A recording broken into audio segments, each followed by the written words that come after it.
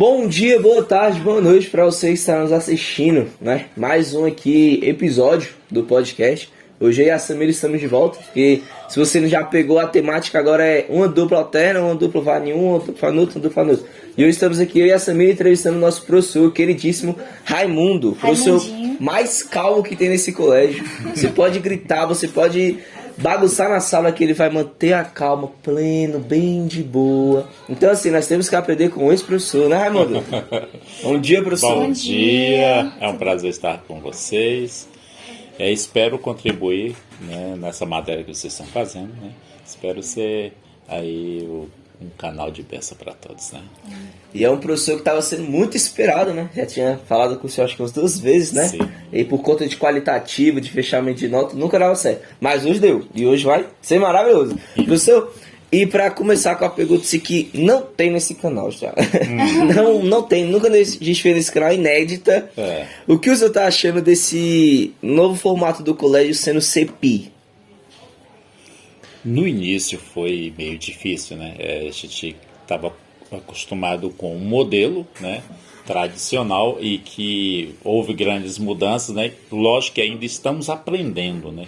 Tem muita coisa para ser colocado em prática, muitas coisas que precisam mudar para que a gente possa acertar e ter um êxito no nosso trabalho, né? Mas assim, graças ao esforço de todos, né, estamos aí a caminho, estamos conseguindo colocar a máquina como deve ser, como é o modelo CEPIR, né? Uhum. O vento tá balançando seu cabelo aqui. Esse cabelo é assim, eu vou fazer uma trança raiz nele para ver se né? fica melhor. Tá super grande ele, né? Professor, e como tá sendo pro senhor dar aula para todos esses alunos? Como é que eles estão reagindo com isso? O que já era esperado, né, uma grande dificuldade, porque no modelo CEPI temos prova todas as segundas-feiras, né, e assim, é bastante dinâmico, né? Então, quando se fala de qualitativo, houve assim a gente percebe um decréscimo, né, uma perda de notas, né, porque as pessoas ainda têm muita dificuldade em poder elaborar as respostas, em poder ser avaliado, né? Ainda há um pouco de dificuldade, mas eu creio que daqui para frente a gente vai conseguir. Próximo ano vai ser bem diferente, né? Como há outras mudanças que terão que acontecer daqui para frente, então eu creio que as pessoas vão se adequar melhor a esse novo estilo, né? Porque como era um negócio novo, né, professor? Foi um negócio que veio assim, de repente, né? Voltamos da pandemia já com o CEPI. Entramos na pandemia, o colégio normal, voltamos CEPI. E nem era esse o projeto do colégio, né? O projeto foi criado para ser militar, e do nada militar para CEPI, e aí é um projeto totalmente diferente para os professores que pensavam uma coisa, né? E virou outra coisa totalmente diferente, né? Então está se adaptando ainda. Isso. Tanto para os professores quanto para os alunos. Foi algo assim inédito, muito novo, e que a gente pegou todo mundo, como diz lá fora, né? De calça curta. Assim. De calça curta. Eu, particularmente, eu fiquei louco, filho. Voltei da pandemia de boa. Um mêsinho estudando, clean, tranquilo. Entrava 7, saia meio de meio. De boa. No outro ano agora tu vai entrar 7, sai 2. Era o quê? 7, sai 2? Não, no começo era que eu ia entrar 3 e ia sair 6, eu acho, né? Que é o do pessoal da tarde. Falei, como é que você entrar 3 horas no colégio, chegar 7 horas em casa? Tá errado. Pesquisei, ver se tinha, ver se não era uma invenção de moda do governo, né? Aí realmente tinha. Eu falei, meu Deus, eu vou entrar 3, sair 7 da noite. Mas graças a Deus, eu entrei de 7, né? Agora tô sendo 2. Mas mesmo assim, no começo pra mim foi um abalo. Eu fiquei, não, moço, não tem como não. Chego 3 horas em casa, cansado. Aí depois veio os 3 lanches, aí pronto. Aí melhorou tudo. Quando eu fiquei sabendo que tem 3 lanches no colégio, pronto. Pra mim eu posso ficar o dia todo. Mas, Thiago, assim, tudo que é novo pra gente, tudo que é mudança, a mudança gera dor, gera transtorno, gera uma série de mal-estar, né? Porque é algo que a gente ainda não viu. Tudo que é mudança, seja qualquer área, ela vai nos trazer porque nos tira do nosso comodismo, né? Então isso, a princípio, foi meio doloroso, né? Meio difícil para nós, mas a gente está se adequando, tanto quanto a área docente como a discente, né? Então, E isso foi igual o senhor falou, né? Que ano que vem, o senhor acha que provavelmente o colégio já estava melhor, né? O senhor falou. Sim. Mas qual é a sua perspectiva assim, para os CEPIs em geral, né? Não só para o nosso colégio, mas para todos os outros colégios que um dia vão se tornar CEPI, né? Que não sei, não lembro qual foi o professor que falou aqui, mas só que o projeto é transformar os colégios, a maioria dos colégios, em CEPI, né? a nível nacional, né? Até 2024 para já o modelo já está impetrado em todo o Brasil. Isso. E qual é a sua perspectiva para isso? O senhor olha com um bom olhar ou o senhor fala, vixe, isso aí não vai ser muito bom não? Eu creio que vai ser bom porque isso é um modelo americano, né? Lógico que nós no Brasil tende a copiar tudo que é americano, tudo que é europeu, né? A nossa tendência sempre foi essa. Então é mais uma cópia americana. E a gente vê que nos Estados Unidos, nos países da América do Norte, dá muito certo, né? Então para nós ainda temos essa resistência porque a gente vem aí de quantos anos, né, de um modelo tradicional, né? Então, assim, a nossa educação já era um tanto defasada, mesmo como tradicional, e agora um modelo novo, então isso tudo é um impacto muito grande, né? Então, isso gera um certo transtorno, mas a gente está se adequando, vai estar tudo certo, vai ser muito bom. Professor, agora uma pergunta pessoal. Do que o senhor mais se orgulha de ter alcançado? Assim. Você fala assim a nível educacional? Ou pessoal. Pessoal. Conquista que você teve, que você falou assim, essa foi a melhor conquista que eu já tive. Zerei a vida. Olha, conseguir estar na área educacional, porque como vocês sabem, eu acho que eu já falei na turma de vocês, eu vim de uma família muito pobre, né? Meus pais não têm estudo nenhum, e para os meus pais esse negócio de estudo é algo supérfluo, né? Que ele teve 10 irmãos, né? Ele era o único homem e que ninguém morreu, ninguém estudou e está todo mundo vivo, né? Então, para o meu pai, a educação não é importante assim, né? Investir. Tanto que a gente só teve o nível fundamental, né? Viemos estudar depois que saímos da casa dos nossos pais, né? Então eu saí da casa dos meus pais com 17 anos, então me casei novo também, e que eu só pude voltar a estudar depois que o meu filho mais velho já tinha se formado. Então é que eu voltei a estudar. Então isso para mim é um marco muito grande para mim ter voltado a estudar e hoje estar com a 3ª graduação, né? Então isso para mim e tô querendo mais, né? Eu quero mais uma graduação assim para que eu possa me qualificar, né? Foi um avanço, né, que você deu. Sim. Então, para mim, é algo muito... Lógico que teve várias outras conquistas, mas essa para mim foi marcante. Porque eu estava lá, não vou estudar não. E hoje já está onde você está, né? Várias graduações, dando aula. Apesar que estou com 55 agora, mas... Novíssimo. Não, professor. Chega lá, né? Aguenta muito tempo ainda aí, mas tá novo ainda. E estou estudando também para concurso, né? Aí tá novo ainda. Olha só. Procurar dar uma Tem muito ainda dá para estudar muito aí. Tá melhor do que eu, filho. Tenho 17, não consigo estudar para nada. Não dá prova do colégio, mas para concurso. É difícil, mas a gente tem que esforçar, né, Thiago?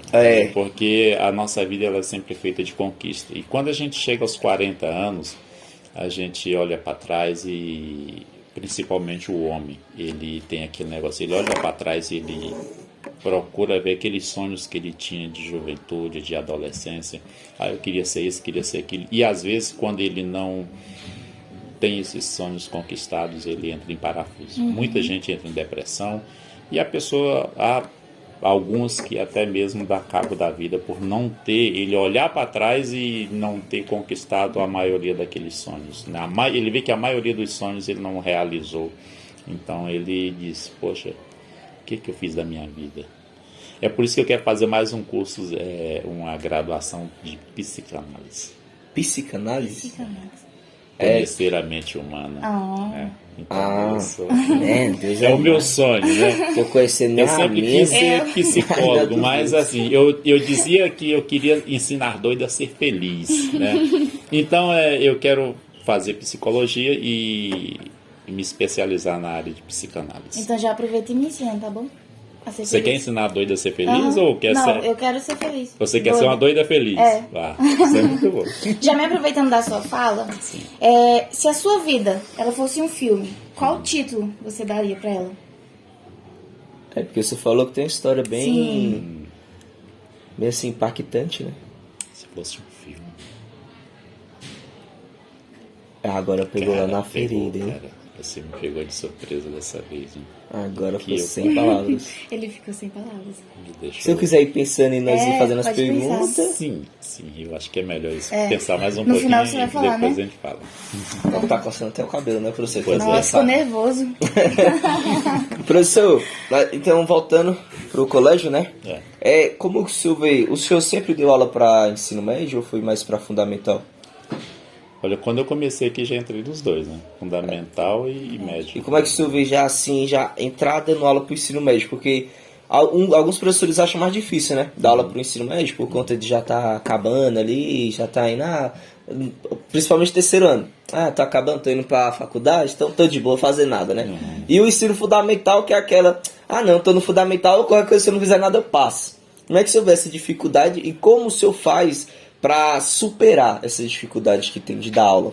Para falar a verdade, o ensino médio, para mim, eu acho mais tranquilo, porque são pessoas mais maduras, tipo né? eu. E já tem, Eu também. apesar que às vezes eles têm muita dificuldade de coordenar os pensamentos, os sonhos, os projetos, mas ainda assim eles são mais maduros do que os meninos do fundamental. E os meninos do fundamental às vezes são muito mais agitados, né? Digamos assim. Mas isso é uma coisa que eu gosto muito, é que Deus me deu muita paciência, né? Sim, dá pra você ver. Dá pra ver mesmo. Então eu consigo contornar essas situações assim, numa boa. Você já, totalmente fugindo do assunto, você já jogou bola, professor? Eu joguei bola, mas eu parei de jogar bola muito cedo, já há uns 13 anos, porque eu numa jogadinha daquelas lá de fundo de quintal, né, um colega meu me machucou, um amigo de infância, né, garotinho, me machucou e eu apelei com ele. Apelei com ele perdeu a paciência. Perdi a paciência com ele. Era esse ponto que eu queria chegar. Fiquei 2 anos e meio sem falar com ele, e aí eu só voltei a falar com ele porque ele iria se mudar da cidade em que a gente morava, né? Ele ia para uma cidadezinha no Piauí, e aí um dia antes ele veio falar comigo. E aquilo me doeu muito, né? Aí me doeu muito, aí eu falei, poxa, eu nunca mais jogo bola. Eu perdi um amigo por causa de bola. Era esse ponto que eu queria chegar. Nunca mais joguei bola. Porque quando a gente joga bola, com todo lancezinho a gente perde a paciência. E o senhor é muito calmo, não tem como. Tinha que ter alguma coisa pra tirar Tinha a que ter paciência alguma dele, coisa. né? O futebol, ele tira a paciência da pessoa mais calma que tem. Mas assim, nem sempre eu fui calmo assim. Agora tá explicado. Eu já fui muito agitado, muito assim, encrenqueiro, brigão, né? Então assim, houve uma grande mudança. Foi ficando calmo ao longo da vida. Digamos que sim, fui aprendendo muito, porque houve uma época da minha vida que eu me envolvi com drogas, né, bebidas, jogos, e então assim, eu já fui meio vida louca. E só que nessa época eu levei um tiro, né? Eu chegando na porta de casa, eu nem sei quem foi que fez, mas assim. E aí de lá pra cá eu resolvi, assim, eu dizia para assim, se existe um Deus, por que eu vivo, né? Eu preferia morrer, né? Eu dizia naquela época. Eu era meio cético e eu dizia assim, se existe um Deus, por que então ele não muda a minha vida? Porque eu queria uma mudança de vida, mas o meu esforço não dava para tanto, né? E aí eu dizia para Deus que, para aquele ser que eu não pedi para nascer, né? E também não fazia questão de estar vivo, né? E aí as coisas vai passando, sofri várias decepções, né? Inclusive amorosa na época. Veio a separação de uma mulher no qual eu vivia junto. E aí o que acontece? Foi na época em que fui convidado para ir participar de um culto numa igreja. E nessa igreja, assim, fui uma vez, na semana seguinte fui de novo, e aí fui gostando e tornei convertendo Deus trabalhando na vida. ao evangelho. E aí de lá para cá Deus tem trabalhado no meu temperamento, né? Então eu tenho lido muitos livros assim, sobre temperamentos, né? E aí eu acho que foi onde eu aprendi, com a graça de Deus também, lógico, né? Aprendi a controlar o meu temperamento, que eu era muito forte. Eu sou meu tipo sanguíneo eu sou como é que é? Mas Sangue forte. muito forte. Sanguíneo, né? Eu sou sanguíneo com colérico. São os dois tipos mais ruins, né, do temperamento humano. Deus é mais. Então, assim, Como é que eu fiz só que eu isso? não aceitava essa condição de ter o temperamento tão ruim, tão forte, né? E encrenqueiro, né? Eu era muito teimoso. E aí eu comecei a estudar bastante livros a respeito dos temperamentos. E aí eu fui trabalhando isso e foi como fui moldando. E hoje eu sou uma pessoa totalmente diferente. Se você perguntar para mim se você prefere o Raimundo de antes ou o Raimundo de hoje, esposa, filhos, pode ter certeza onde é o Raimundo de hoje. De hoje. O Raimundinho de hoje é calmo, é pleno, é tranquilo. É dificilmente a pessoa me tirar assim da calma. Às vezes, lógico que acontece, né? Acontece, mas às vezes não Acontece é todo muito mundo. difícil. E qual conselho o senhor daria pro Raimundo de 10 anos atrás, hoje? Ou para aquelas pessoas que vivem a situação que o Raimundo de 10 anos atrás viveu. Eu digo uma coisa para vocês. É, A nossa vida ela é feita de fases, né? A pessoa que você é hoje é totalmente diferente da pessoa que você era 5 anos atrás. E a pessoa que você vai ser daqui 5 anos é totalmente diferente da pessoa de hoje. Por quê? A nossa vida ela é feita de passado, presente e futuro. A minha vida presente hoje é resultado do meu passado, daquilo que eu semeei no passado, entendeu? O que acontece? E o meu futuro é resultado do que eu estou semeando hoje. Então, um conselho que eu dou para os jovens: saiba semear aquilo que você quer colher no futuro, porque o teu futuro é o resultado do que você está semeando hoje. Se você estuda hoje, você provavelmente no futuro você vai ser uma pessoa bem sucedida.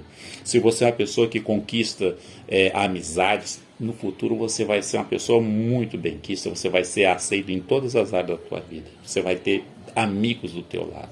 Então, assim, saiba semear aquilo que você quer colher no teu futuro. Entendeu? E aqui eu queria fazer uma pergunta, mas meio que o senhor vai explicar.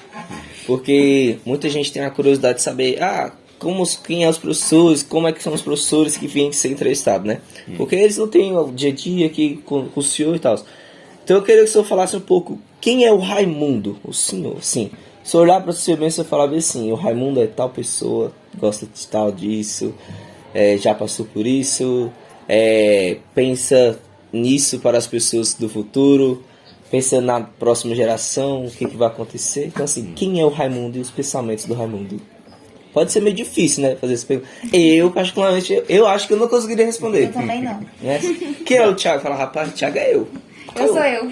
Bom, na medida do possível, vamos lá, né? Tem para todo o senhor, pode ficar à vontade. Raimundo, hoje, fui uma pessoa que passou por muitas dificuldades, né? Vim de cidades do interior, nasci na roça, né? Família tradicional judaico-cristã, porém que não praticava nenhuma fé, né? Só no modelo. Sempre tive vontade de estudar, né, de ter um modelo de vida, uma vida melhor, porque eu sempre falo o seguinte, eu nasci numa família que não escolhi, né? Nenhum de nós escolheu nascer na família que nasceu, mas eu queria ter uma família diferente, porque a família do meu pai é uma família muito conturbada, muito cheia de problemas, mas eu sonhava com uma família, eu queria uma família mais tranquila, né? Tivesse minha esposa, meus filhos ali, e a gente pudesse falar uma só língua, né? Ser pessoas centradas, né? Cada um ter o seu emprego, ter uma formação. E o que eu consegui fazer, dar uma formação para os meus filhos, e meu filho mais velho já é casado, tenho 2 netinhos, e o que eu penso, assim, por que eu vim para a área da educação? Porque eu acho que muita gente fala assim, olha para o lado político e diz assim, o Brasil não tem jeito. Tem sim. A gente pode olhar para vários países aí, como Japão, Coreia do Norte, vários outros países assim, da América e também da Europa. A gente vê vários países que foram praticamente disseminados da face da Terra. Porém, hoje são potências mundiais, como por exemplo Israel, né? É uma potência mundial hoje. E o seguinte, o que mudou nesses países? A educação, a força de um líder que trouxe, teve uma visão de educar o povo, de trazer a educação para o povo. Então eu vejo que pela educação a gente consegue mudar o nosso país. Lógico que vai ser difícil, tem sido difícil, porque o nosso país é um país de raiz africana. Todos nós temos uma raiz africana, entendeu? Um país que foi escolhido para colonizar o nosso país, as piores raças da terra. Ou seja, eram pessoas que eram bandidos, foram pegos, os que vieram da Europa, por exemplo, era tudo bandido, estavam lá aprisionados, mandaram para cá para poder ser mão de obra, né? E da África, quantas pessoas não foram pegos lá e vendidos, até mesmo pelos seus entes queridos, foram vendidos para ser escravo aqui no Brasil. Então eram pessoas revoltadas, eram pessoas destruídas, né, que vieram para colonizar esse país. E hoje nós temos aí uma nação linda, uma nação forte e que está aí se redescobrindo. Então é o seguinte, eu creio, pela educação a gente consegue ter futuramente uma nação forte, muito mais forte do que a gente é. Temos uma juventude que pode ser incentivada, motivada a vencer, né? A mudar, a ter um estilo de vida vitorioso. Porque muitas vezes, eu já tenho visto muitos jovens que às vezes eles pensam até em morrer. O que é isso? É falta de esperança, é falta de conhecimento, é falta de estrutura. Então eles caem naquele desespero e às vezes quer morrer. Por quê? Porque não tem uma oportunidade. E se ele tiver conhecimento, ele vai ver que ele pode fazer o seu próprio futuro. Aliás, o nosso futuro depende de nós mesmos. Não adianta eu esperar do Tiago para mudar o meu futuro. Não, meu futuro tem que partir de mim. Eu tenho que ter a visão de que eu posso mudar a minha vida e eu posso influenciar outros a mudarem também. Muitas pessoas querem ser felizes, mas continua fazendo as mesmas coisas que ele fazia há 1 ano, há 2 anos, há 3 anos atrás, há 5 anos atrás. Não adianta eu querer mudança na minha vida se eu não fizer diferente.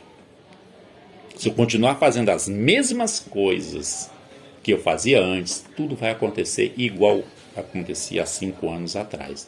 Então, se eu quero mudança, eu preciso fazer as coisas de maneira diferente. Eu preciso reagir, eu preciso fazer algo diferente, eu preciso avançar.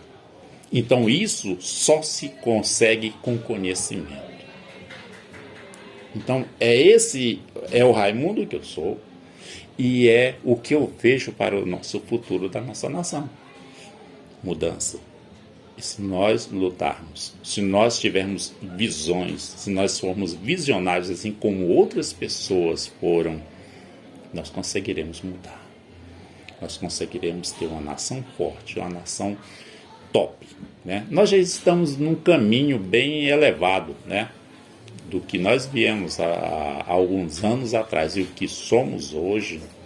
Já estamos bem elevados, mas precisamos ainda mais, né? Precisamos ter uma juventude sarada, uma juventude forte, que sabe o que quer, né? Eu fiquei impactada agora. E não sei se eu pude contribuir, mas é isso. Maravilhoso. Posso tomar um pouquinho de água? Pode. Pode ficar à vontade. Tá vendo? Nação forte, sarada. Tô no caminho certo. Forte, sarada. Essa eu não esperava, né? Pode. Tá preparado pra responder a minha pergunta agora? Ah, eu não tenho nada a ver com você não, professor. Tá preparado? Mas é outra facada igual aquela? É aquela facada ainda. Ô, Jesus. Eu quero muito saber. Agora que eu vim perceber que a gente veio combinando, né? Pois é. Coisa linda, faz aqui, assim, assim. Assim, ó. Assim, aí, tá preparado? Vamos lá. Se a sua vida fosse um filme, qual título você daria pra ela? Ainda Se a não. minha vida fosse um filme, Minha vida é meu cabelo. Tô zoando.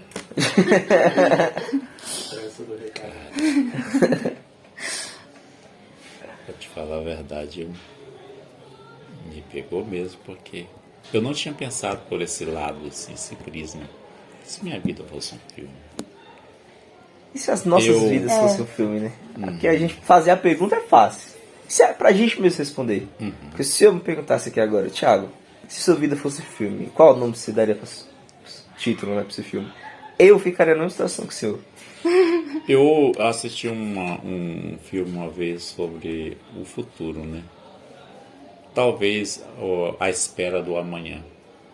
Porque A espera do o que me impacta muito é saber o que vai ser amanhã.